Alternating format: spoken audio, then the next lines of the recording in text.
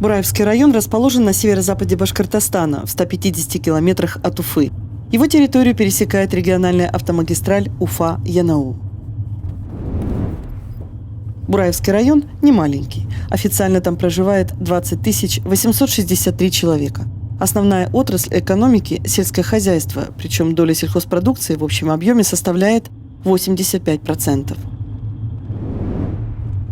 В Бураевском районе хорошо растут зерновые, картофель, развито молочно-мясное скотоводство и свиноводство. Есть и небольшие нефтепромыслы. Располагается в Бураевском районе сейсморазведочная партия номер 10 компании «Башнефтегеофизика».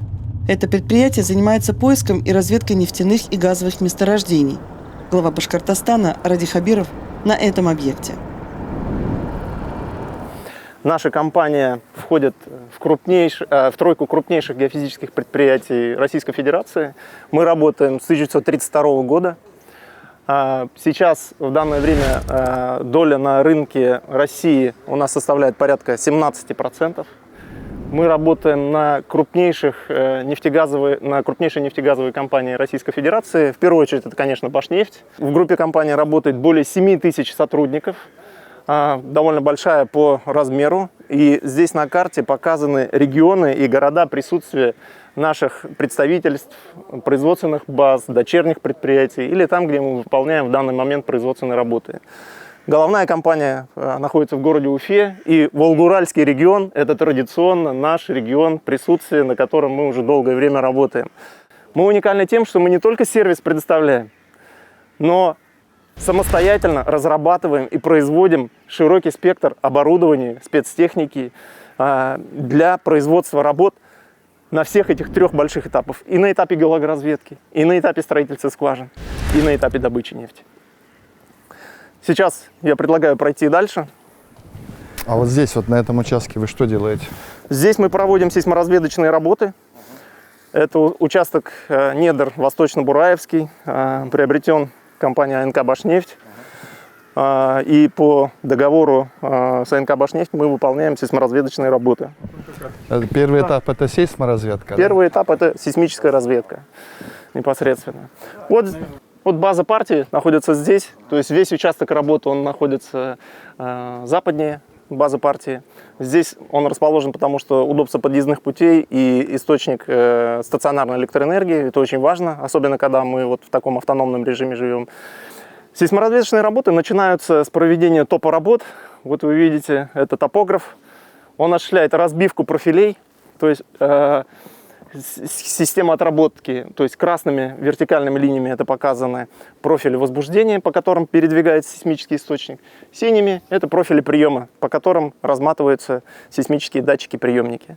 Топограф с помощью высокоточного спутникового оборудования осуществляет привязку каждого пикета, а их на площади более 28 тысяч штук, каждого пикета с сантиметровой точностью. Если коротко сказать про принцип проведения сейсмических работ, он достаточно простой. То есть у нас есть сейсмический источник упругих колебаний. Это либо сейсмический вибратор, либо взрыв тротиловой шашки в неглубокой скважине. Здесь на данной площади применяются оба типа источника. И сейсмические вибраторы, и взрывы в скважинах. Тротиловая шашка где-то порядка 2-3 килограмм погружается на глубину 10-15 метров. Мы применяем взрывной источник в труднодоступных местах, где сейсмический вибратор не может проехать в силу того, что там ограниченная проходимость. Потому что здесь очень крутые овраги есть, высокие отвесы, залесенные участки со сложным рельефом. Сейсмическая волна распространяется вглубь земной коры, отражается от земных слоев, в том числе от перспективных и продуктивных, и возвращается на поверхность, где ее регистрируют сейсмические приемники.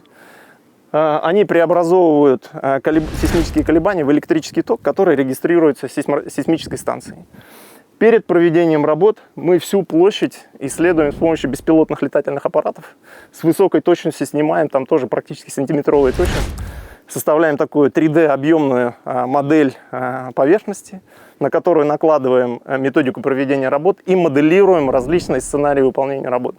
Потому что заказчик, как правило, дает очень ограниченный срок на выполнение. Нам нужно уложиться буквально в несколько месяцев. И здесь медлить, конечно, нельзя, потому что для нас каждый день простой – это довольно большие деньги. Работа в партии ведется круглосуточно. В основном отстрел осуществляется ночью, с часу ночи до 6 утра, когда соблюдается режим сейсмической тишины. Потому что те сигналы, которые к нам приходят из-под земли, так скажем, от земных слоев, они очень и очень слабые. И даже если человек вот по профилю идет, или если даже тем более машина какая-то работает, она полностью заглушает полезный сигнал, накладывает очень много помех, с которыми очень тяжело бороться потом на этапе обработки.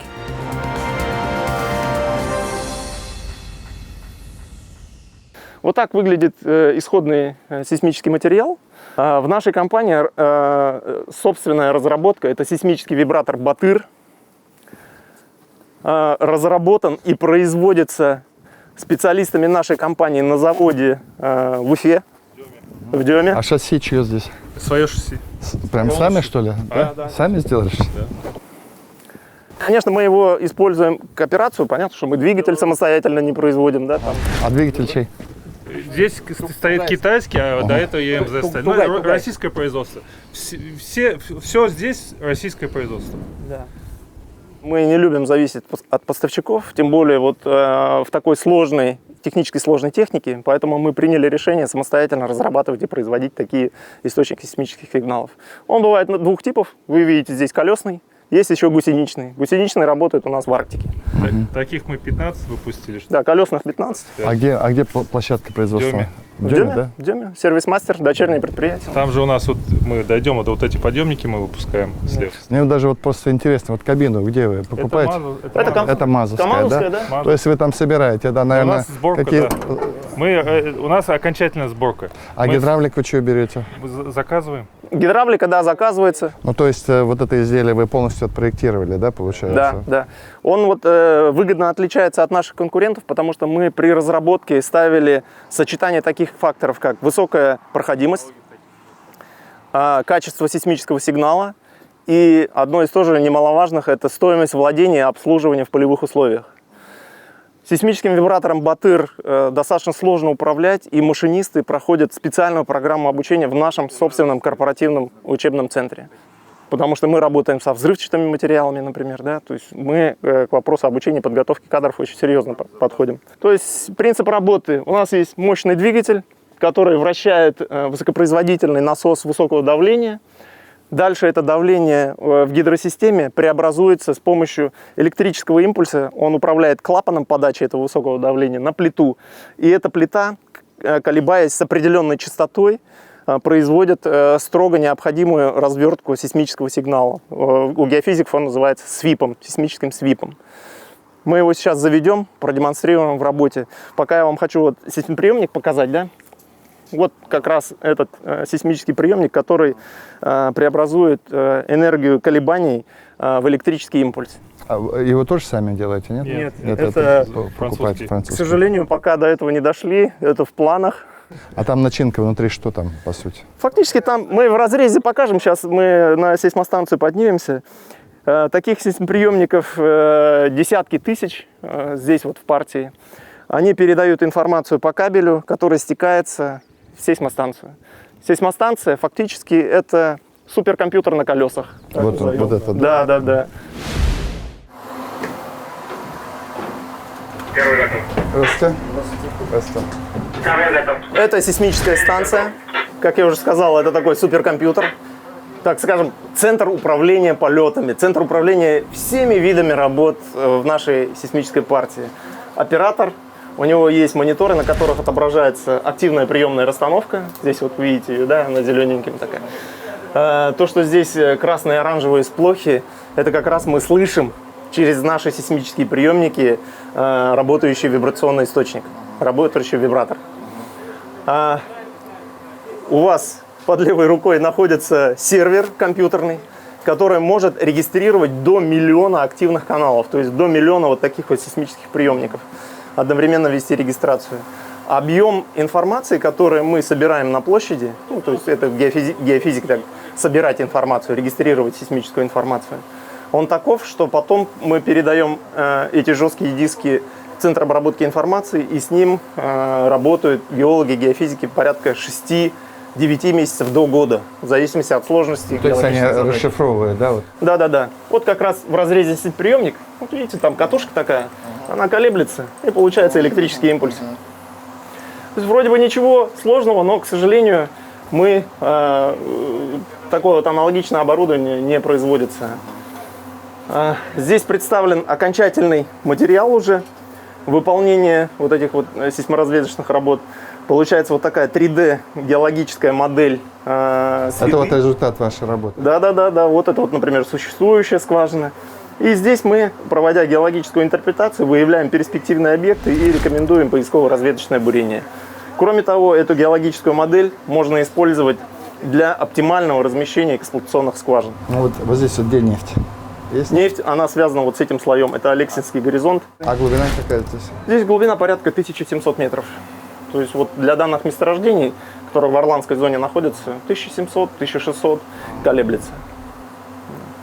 Сейчас мы хотели бы предложить вам собственноручно запустить процесс отработки сейсмического наблюдения. Оператор проинструктирует сейчас, как это сделать. Мышкой надо вот здесь вот play туда нажать, и они сами запустятся все 4 вместе. Вибраторы начнут работать. Вот мышкой. Так, я понял. Вот сюда нажимаете, и они вот сами начинают работать. Начинаем? Да? Все, пошло, да? Сигнал пошел. Сигнал пошел. Вот слышите, они начали работать, трясти землю. А, вот это. Да, вот эта вибрация идет. Здесь сейсмоприемники регистрируют. Наша станция сейсмическая, она регистрирует отраженные сейсмические волны, которые приходят к нам от перспективных горизонтов оттуда снизу. Это как принцип эхолота, да, по нему... Совершенно вот, верно. Совершенно верно. Вы определяете, где там густое, где там камень, где там... Да. Состав пород, нефтенасыщенные, газонасыщенные. Ну, то есть на основании определенных процедур обработки и интерпретации. Это возможно сделать. То есть на основании, по сути, вот этой шума и там, вибрации вы определяете уже структуру, да? Совершенно верно. А на какую глубину вот, разведывательная деятельность она? Мы получаем отклик от горизонтов, которые где-то вблизи границы Махаровича, это примерно 35-40 километров. Все пока недоступные для бурения глубины, но мы, геофизики, уже видим эти горизонты. Вот, например, наш региональный профиль, это уже глубины нескольких десятков километров. То есть мы предполагаем, есть специалисты, которые из АНК «Башнефть» тоже нас поддерживают, что еще в Башкирии есть запасы неразведанные, особенно в докембрийском разрезе. Глубоко, да? Да. А какая глубина промышленная, нормальная? Вот сейчас уже состояние бурите.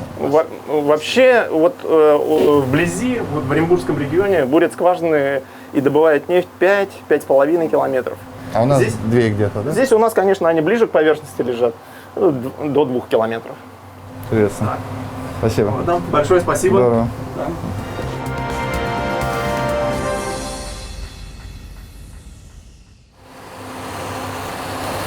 И сколько времени они вот вибрации дают? Здесь сейсмический свип, развертка от буквально 2-3 Гц до 125 в секунду, то есть от 2 колебаний до 125 колебаний. Потому что нам нужно получить полную картину, максимально широкий свип. Да. И они всегда работают по 4 в группе. 5-й стоит запасной, он у нас там на базе, вот 5-й запасной. То есть в группе фактически 5 вибраторов. Вот сигнал пошел туда, вниз. А приемники уже регистрируют.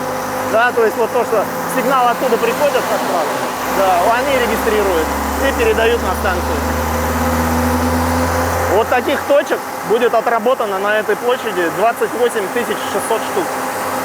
Да. Одну точку сколько времени отрабатываете? Вот он 4 раза, 4 накопления делает. Это около 3 минут, 2 минут. Потому что нам еще надо записать эту информацию. Потом через каждые 50 метров он вот так вот переезжает. Вообще наша компания при выполнении геофизических исследований и работ в скважинах, это вот помните цикл при строительстве скважин, выпускает очень много оборудования, в том числе вот такие цифровые каротажные станции. Вообще она состоит из 2 больших модулей. Первый это лабораторный модуль, и второй это машинный модуль. Родион Федорович, мы хотели вам презентовать очень уникальный исторический документ. Вы видели современную каротажную диаграмму, которая получается в результате наших работ. А это архивная каротажная диаграмма, отработанная на одной из скважинах на одной из скважин Ишимбайского месторождения в сентябре 1934 года. Это фактически самые первые караташки, которые были получены советскими геофизиками при поисках ишимбайской нефти. Она совсем недалеко находится от первооткрывательницы 702 скважины Ишимбайского месторождения. Она буквально чуть-чуть южнее. Выполнено исследование передовой разработкой советского ученого. Электрический зонд Заборовского называется он. Вот мы хотели бы презентовать вам такую интересную, очень каратажную диаграмму. Спасибо. Она хранилась в наших архивах вот с 1934 года. Ух ты, спасибо. Спасибо. Да. Модельку вот нашу. Модель нашего вибратора Вот батыра. мы показали вам колесный, а вот сибирский вариант у нас гусеничный. Он вот такой гусеничный. Чтобы на вашем рабочем столе был свой Да, батыр, будет. как говорится, стоял. Да. И вот эту карту я тоже повешу в кабинете. Уникальная. Да. Так. Спасибо. Да, сейчас посмотрим вот лебедочный отсек, механический отсек. Вот это вот геофизический кабель, через который он является бронированным. Внутри проходят 7 жил, по которому геофизические приборы и питание получают, и информацию на поверхность передают. Он выдерживает огромную нагрузку до нескольких тонн. Прибор присоединяется здесь эта заглушка открывается, и лебедка начинает вращаться. Там механизм действия, то есть двигатель вращает гидронасос, и гидронасос через систему высокого давления вращает уже саму лебедку. А сами геофизические приборы у нас представлены здесь. Замок. Это тоже наша разработка полностью собственная. Производится научно-производственной фирмой «Геофизика». Она создана 50 лет назад по приказу Министерства нефтяной промышленности. Здесь, в городе Уфе, организован научный коллектив. Вот, самостоятельно разрабатывает, проектирует эти приборы и потом воплощает вот так вот в металле. Это наше дочернее предприятие. Это сложнейший геофизический прибор, который регистрирует вообще все мыслимые и немыслимые параметры. Электрическое сопротивление, радиоактивность, вызванную радиоактивность. Сначала для выполнения вот таких высокотехнологичных исследований мы работали импортным оборудованием. На основании его эксплуатации мы составили собственное техническое задание, которое учитывает все его недостатки и сочетает преимущества. И разработали свой собственный прибор, который называется автономная кабельная система Nautilus. Ну, вот в рублях получается тот 220 миллионов стоит, наш 80.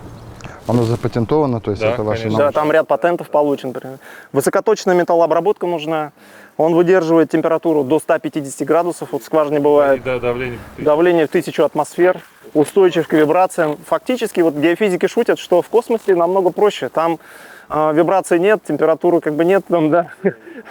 А здесь давления нет, а здесь и давление, и температура, и агрессивная среда, там буровой раствор со всякими растворителями, да, и еще давление буровых труб. Нашим приборам приходится несладко, но тем не менее они работают. Применение вот этой системы АКС Nautilus, вот чем она характерна? Оно позволяет сократить время бурения скважины.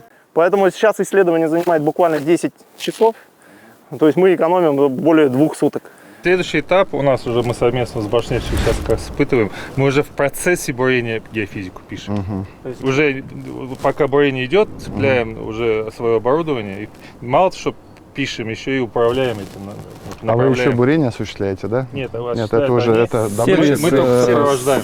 там доводный, да, за счет как бы вот внедрения данной Будущее технологии. сейчас у нас очень много разработок новых идет. Именно в процессе бурения уже потом мы вот это откажемся совсем от подъемников. Уже с буровым инструментом будем уже геофизику писать. Сразу, да? Сразу.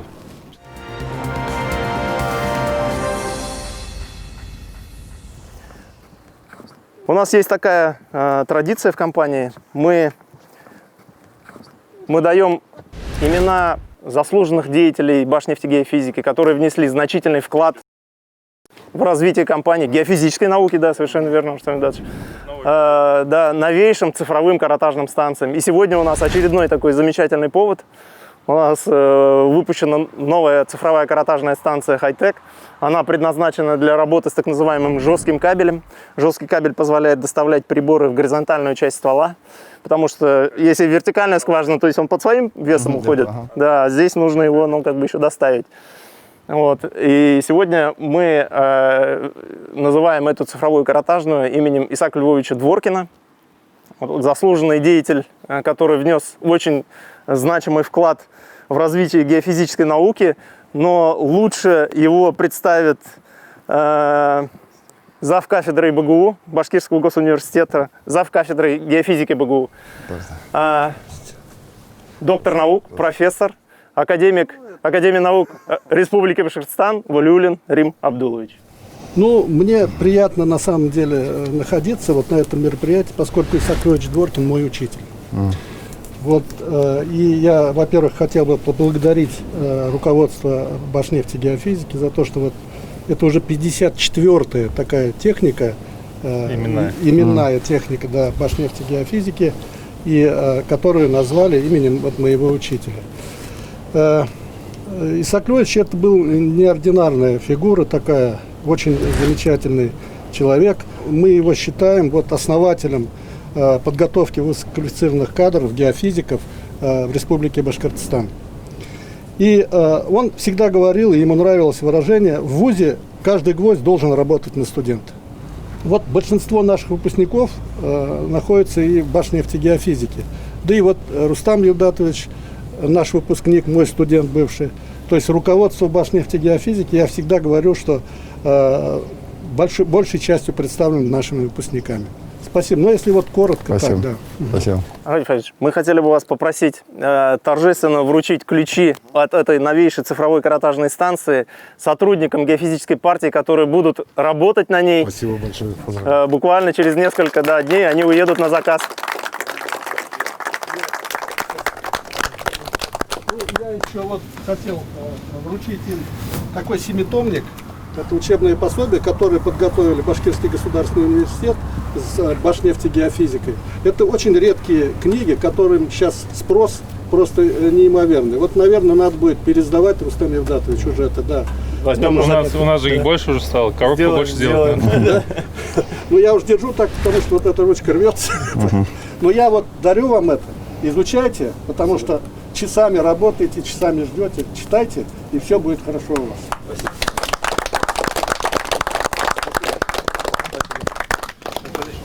Добрый путь. Спасибо.